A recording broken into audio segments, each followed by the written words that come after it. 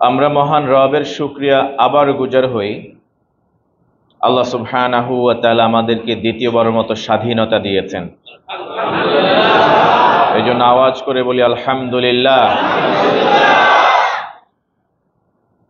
স্বাধীনতা অর্জন করতে গিয়ে যেই সব নিষ্পাপ মানুষ, শিশু, কিশোর, সাধারণ জনতা, ইভেন আইন শৃঙ্খলা রক্ষাকারী বাহিনী নিহত হয়েছেন, ঈমান সহকারে যারা ইন্তেকাল করেছেন, আল্লাহ সবাইকে শহীদের মর্যাদা নসিব করুন। সকলকে আল্লাহ তাআলা জান্নাতে থাকার সুযোগ করে দিন।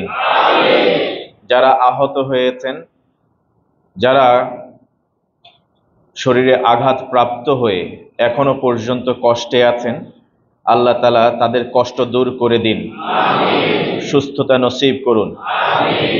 এবং যাদের পিতামাতা এখনো বেঁচে আছেন, যেসব স্বাধীনতাকামী যোদ্ধারা আঘাতপ্রাপ্ত হয়েছেন, পিতামাতা এখনো বেঁচে আছেন, যারা শহীদ হয়ে গেছেন, তাদের পিতামাতাকে রেখে সেই সব পিতামাতা এবং আত্মীয় স্বজনকে আল্লাহ তাআলা সর্বোচ্চ সবর ইখতিয়ার করার তৌফিক দান করুন।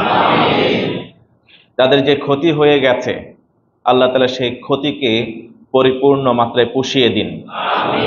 বাংলাদেশের যে অবকাঠামোগত যে ক্ষয়ক্ষতিগুলি হয়েছে, আমরা আল্লাহ তাআলার কাছে ফরিয়াদ করব, আল্লাহ তাআলা আমাদেরকে ফুলে ফলে আবার এই সুন্দর শ্যামল এই দেশটিকে আবার ভরপুর করে দিন। স্বাধীনতা অর্জন হবার পরে আমাদের কিছু করণীয় আছে, আমাদের নাগরিকদের কিছু করণীয় নিয়ে আমি কথা বলবার চেষ্টা করব ইনশাআল্লাহ তাআলা। তবে তার আগে বিষয়টি আমাদের কথা বলা দরকার। স্বাধীনতা উত্তর আমাদের কিছু করণীয় আছে। সবার আগে মাকাসাদে শরিয়া নিয়ে যদি আমরা কথা বলি, শরিয়ার লক্ষ্য উদ্দেশ্য কি? শরিয়ার অন্যতম লক্ষ্য হচ্ছে সম্পদের সংরক্ষণ। সম্পদ সংরক্ষণ করা, এটা ব্যক্তি সম্পদ হতে পারে, রাষ্ট্রীয় সম্পদ হতে পারে। এই সম্পদগুলি সংরক্ষণ করা আমরা প্রত্যেক ইন্ডিভিজুয়ালের দায়িত্ব। প্রত্যেকে প্রত্যেকের সম্পদ সংরক্ষণ করব, অন্যের সম্পদ নষ্ট করব না। রাষ্ট্রীয় কোনো সম্পদ আমরা অন্যায়ভাবে নিয়ে যাব না। রাষ্ট্রীয় সম্পদ নিয়ে যাওয়া এটা কোনো ক্রমেই হালাল নয়, এটা হারাম।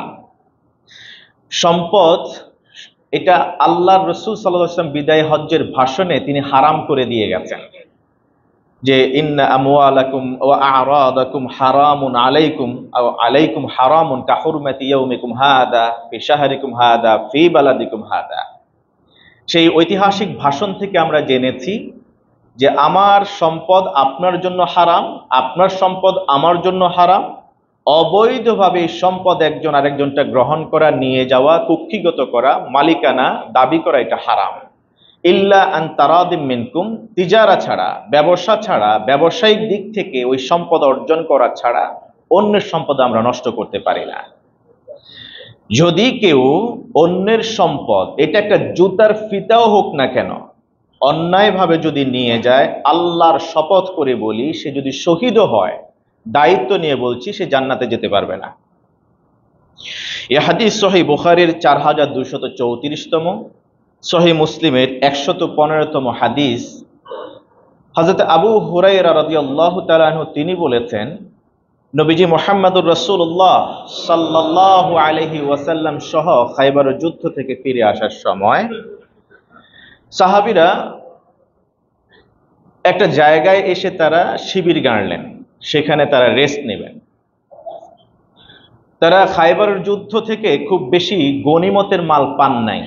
কিছু গরু পেয়েছিলেন, কিছু উট পেয়েছিলেন, কিছু খাদ্যদ্রব্য পেয়েছিলেন, আর কিছু ঘরের আসবাবপত্র তারা পেয়েছিলেন।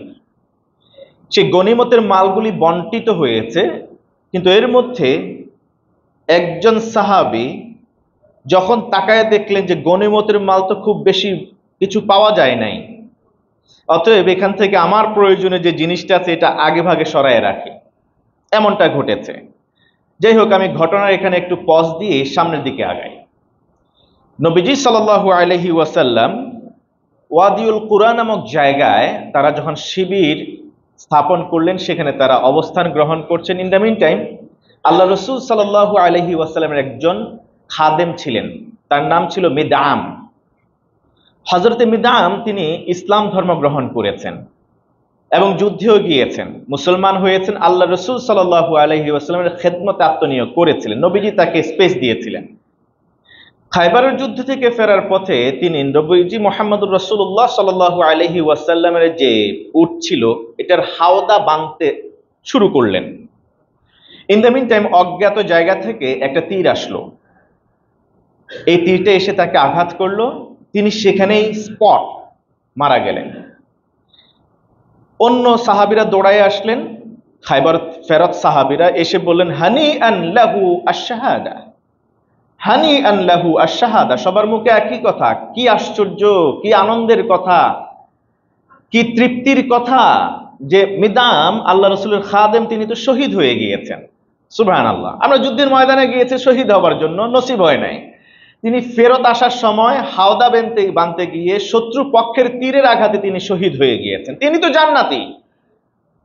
রাসূল করিম সাল্লাল্লাহু আলাইহি ওয়াসাল্লাম তখন বললেন বালা ওয়াল্লাযী নাফসি বিয়াদি, জেনে রাখো আল্লাহর কসম করে বলছি, যেই আল্লাহর হাতে আমার প্রাণ নিহিত আছে।